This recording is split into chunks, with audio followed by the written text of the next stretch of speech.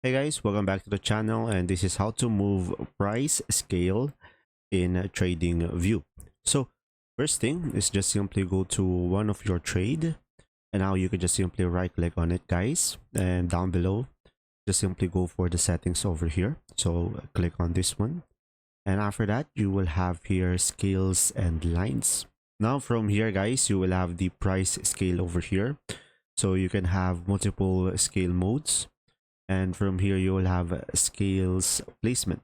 So you will have the first one, which is stack on the left, and you will have stack on the right as well, or you could just simply go for the auto.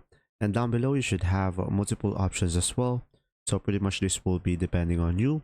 And once you're done, just simply click on OK down below, and there you go. I hope this video helped you understand more.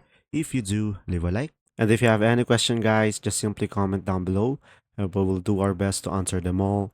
And thanks for watching. See ya.